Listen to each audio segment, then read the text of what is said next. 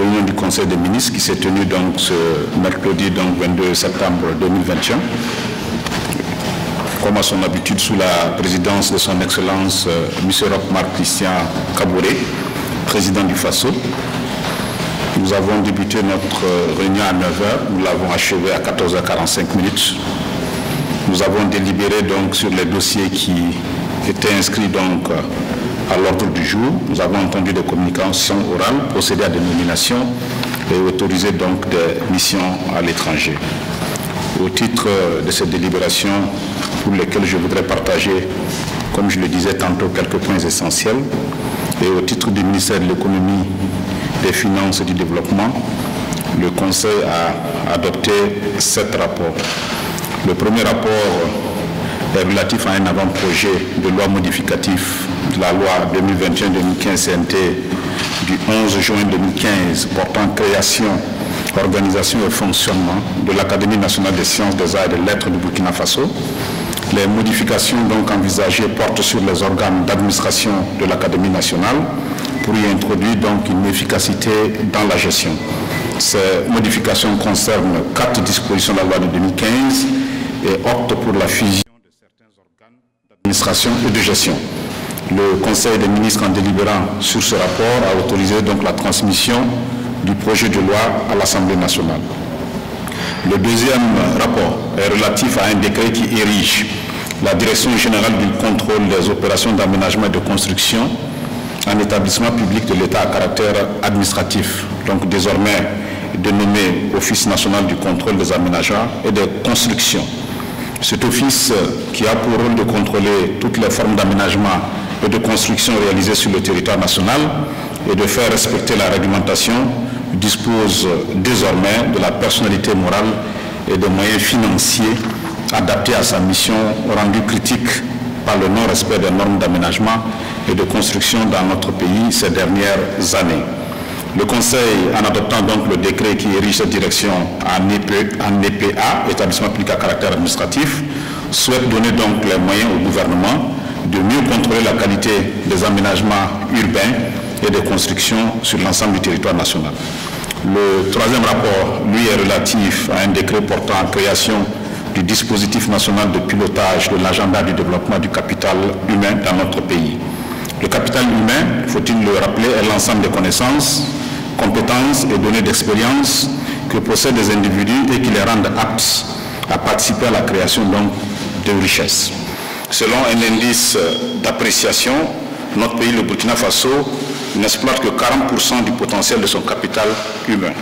Souhaitant poursuivre donc ses efforts en matière d'éducation et de santé de qualité, l'adoption de ce décret permet de mettre en place un comité national de pilotage, un conseil d'orientation stratégique, ainsi qu'un comité d'experts afin de garantir l'accélération et la cohérence des investissements dans le domaine du capital humain. Ce décret contribuera fortement à la mise en œuvre du programme du président du FASO décliné dans le PNDS 2. Les 4 autres rapports, puisque j'annonçais 7 rapports au titre de ce ministère, les 4 autres rapports sont relatifs à des ratifications d'accords par voie d'ordonnance. Ces accords de crédit et de dons sont conclus entre notre pays et l'Association internationale de développement, appelée IDA, pour environ 250 millions de dollars US. Les domaines concernés, les régions bénéficiaires, naturellement, sont à retrouver dans le compte rendu écrit qui vous sera donc incessamment délivré. Au titre du ministère de l'Éducation nationale, de l'alphabétisation et de la promotion des langues nationales, le Conseil a adopté un rapport relatif à un décret portant organisation du ministère de l'Éducation nationale, de l'alphabétisation et de la promotion des langues nationales.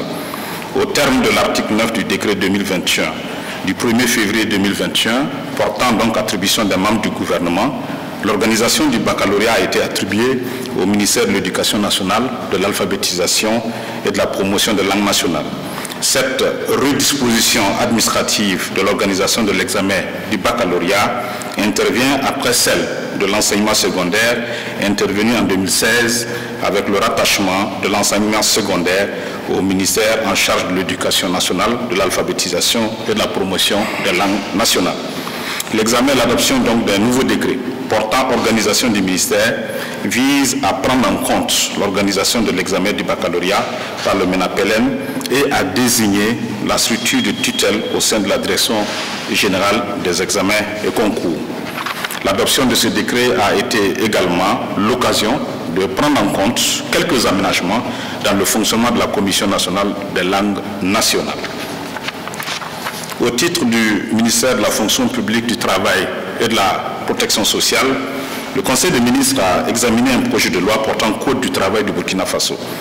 Ce projet de loi vise une relecture de la loi 2028 du 13 mai 2008 portant Code du travail au Burkina Faso.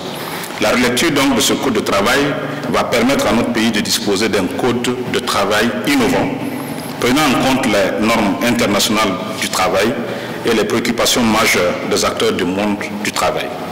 Entre autres innovations, le projet de loi améliore l'encadrement des activités de placement et de travail temporaire, promeut la main-d'œuvre nationale par l'instauration d'une autorisation préalable justifiée en cas de recrutement d'un non-national, lutte contre la précarisation des emplois en limitant le nombre de renouvellements à 3 des contrats à durée déterminée avec le même travailleur.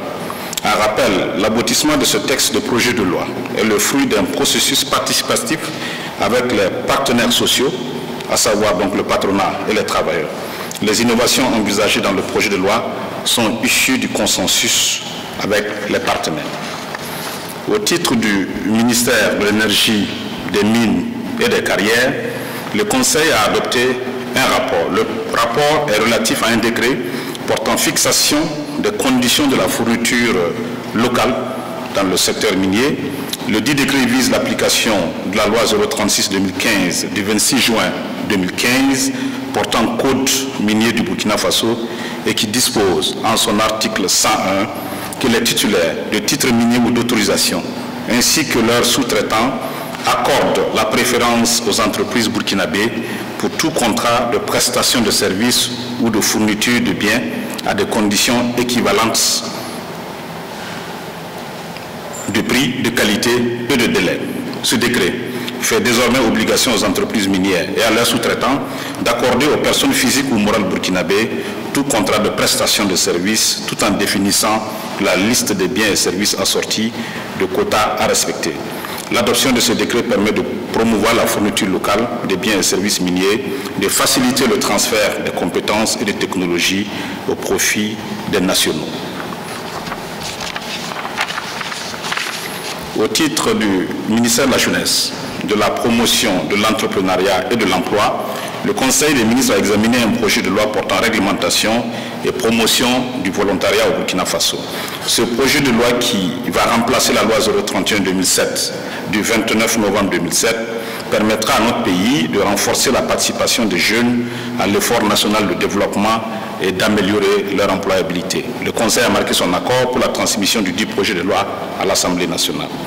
Au titre du ministère des Sports et des Loisirs, le Conseil des ministres a adopté 2 rapports. Le premier est relatif à la conclusion de marché par la procédure d'entente directe pour les travaux de réhabilitation et de mise aux normes du stade du 4 août de Ouagadougou au profit du ministère des Sports et des Loisirs.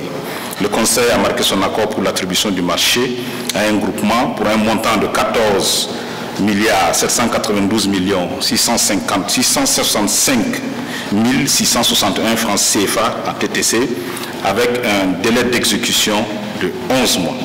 Le suivi contrôle est assuré par le groupement Gretec SARL pour un montant de 564 122 945 francs CFA TTC avec un délai d'exécution presque voisin donc de 12 mois. Le coût total des travaux et du suivi de contrôle est de 15 356 788 606 francs CFA et le financement est assuré par le budget de l'État pour ces exercices 2021, 2022 et 2023. Le deuxième rapport est relatif à la conclusion des marchés par la procédure d'entente directe pour la réalisation d'infrastructures sportives dans le cadre des manifestations du 11 décembre 2021 dans la région du plateau central, notamment à Zignaré, Zorgo et Boussé. Le Conseil a marqué son accord pour la conclusion des 10 marchés pour un montant total de 1 352 925 000 francs CFA TTC. Et vous vous souviendrez qu'il s'agit d'infrastructures sportives, de stades à Zignaré, à Zorgo et à Boussé. Alors, cet après-midi, je suis accompagné par le ministre de l'Énergie, des Mines et des Carrières, qui va certainement nous entretenir sur une des délibérations que j'ai tantôt évoquées avec vous, notamment sur le défi de la fourniture locale des biens et services par des entreprises burkinabées. Aujourd'hui, donc, nous avons passé en conseil le projet de décret portant fixation des conditions de fourniture locale dans le secteur minier. Il faut dire que ce décret est attendu depuis pratiquement 2003, avec l'embellie donc du cours de l'or. Le Burkina Faso est devenu donc, en tout cas, un des grands pays producteurs, en tout cas en Afrique. Mais force est de constater que les retombées se faisaient attendre pour donc nos entreprises locales. Et vous savez aussi que les ressources minières ne sont pas des ressources renouvelables. Donc nous avons l'obligation de travailler de telle sorte que nous puissions non seulement avoir un développement durable, mais aussi travailler à ce que les générations futures puissent aussi sentir donc les retombées de ces ressources-là.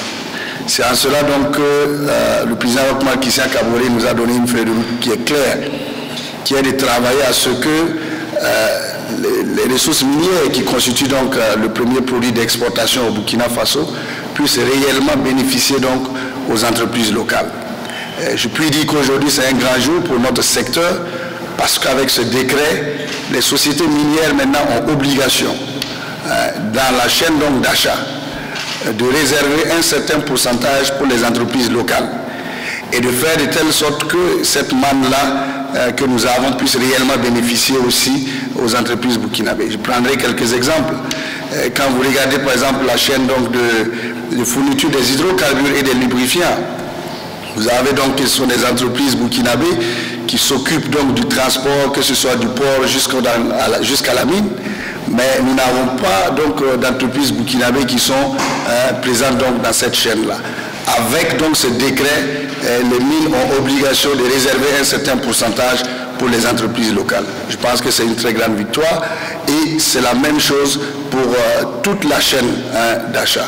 Et nous avons mis en place aussi un mécanisme tripartite qui regroupe les entreprises minières, qui regroupe aussi l'administration et ceux qui sont donc les fournisseurs miniers pour que nous puissions suivre au pas à pas ce qui est fait. Et les mines ont obligation de nous donner leur programme d'achat pour l'année N+1. Et donc à partir du mois de décembre, nous devons avoir donc cette liste-là qui va être publiée et ça permettra vraiment d'avoir une bonne compétitivité, d'avoir une bonne implication de nos entreprises au niveau donc local et de faire de telle sorte que nous puissions créer des champions locaux. Comme l'a fait beaucoup de pays, à l'image donc du Botswana, du Ghana, de l'Afrique du Sud, et j'en oublie. Le Burkina aussi a pour ambition de créer des champions locaux grâce donc à cette manne que nous avons par rapport donc à la mine. Et je pense qu'avec ce décret, nous sommes en phase donc de pouvoir réaliser ce rêve-là, qui est donc de faire de telle sorte que, à partir donc du potentiel minier, nous puissions créer des entrepreneurs, nous puissions créer une industrie qui va répondre à la demande de la mine, mais aussi qui va répondre aux besoins donc de la sous-région et exporter donc notre expertise à ce niveau-là. Nous voulons dire que nous sommes effectivement sur le local content, mais nous voulons maintenant aller vers le local ownership, qui est que nous voulons qu'il y ait des entrepreneurs burkinabés qui deviennent donc propriétaires donc de mines, qui vont travailler à ce que toute la chaîne, nous puissions avoir de A à Z des burkinabés qui produisent. Quand vous regardez aujourd'hui, dans la mine, pratiquement 100% c'est des burkinabés et nous sommes fiers de voir que nous avons sur toute la chaîne des burkinabés qui maîtrisent le travail. Aujourd'hui, avec donc la mine donc de hors-zone Bomboré, pour la première fois, c'est un burkinabé qui va construire la mine de A à Z. Avant, c'était des entreprises australiennes, ghanéennes et autres qui venaient construire au Burkina. Maintenant, nous avons l'expertise burkinabé et nous devons valoriser cette expertise-là. Donc, ce décret-là aussi oblige maintenant les mines à contracter avec des entreprises burkinabées pour la construction de la mine. Et je pense que c'est une avancée significative. Et je voudrais aussi profiter de votre micro pour lancer un appel au secteur privé. Nous voulons vous demander de vous donner la main, de mettre des coalitions en place pour pouvoir non seulement lever suffisamment d'argent, mais aussi répondre aux standards donc, des miniers, parce que c'est important que nous puissions avoir donc les capacités, mais aussi que nous puissions répondre aux standards. Et ça, je voudrais vraiment lancer un appel à nos opérateurs économiques, que c'est main dans la main que nous allons pouvoir y arriver. Nous allons faire la réglementation pour les accompagner, mais la balle aussi est dans leur camp, et nous espérons que dans les semaines à venir, nous allons mettre en place des mécanismes pour échanger avec eux et leur montrer la voie à suivre pour que, en tout cas, le décret que nous venons de prendre puisse réellement avoir un impact certain au Burkina et qu'au finish, en tout cas, nous puissions avoir des entrepreneurs qui, grâce donc au potentiel minier, sont devenus donc des grands opérateurs économiques et vont faire la fierté du Burkina Faso comme le font d'autres déjà. Nous sommes un pays très dynamique en matière donc, de banques. Nous avons pratiquement 4 banques privées et 3 banques étatiques. Et je pense que toutes ces banques-là ont la capacité de lever suffisamment de fonds pour accompagner le secteur privé. Et je pense que nous avons tout en place pour pouvoir donc nous accompagner à faire de ce décret-là une réalité. Et je pense que continuellement, nous allons vous revenir pour pouvoir faire le point et voir réellement comment cela peut en tout cas impacter le secteur privé au niveau donc, du Burkina Faso. Merci. Merci. Et tout en rappelant que le Conseil des ministres, après les délibérations, a entendu aussi des communications orales, mais vous l'aurez dans le compte rendu écrit. Excellente journée.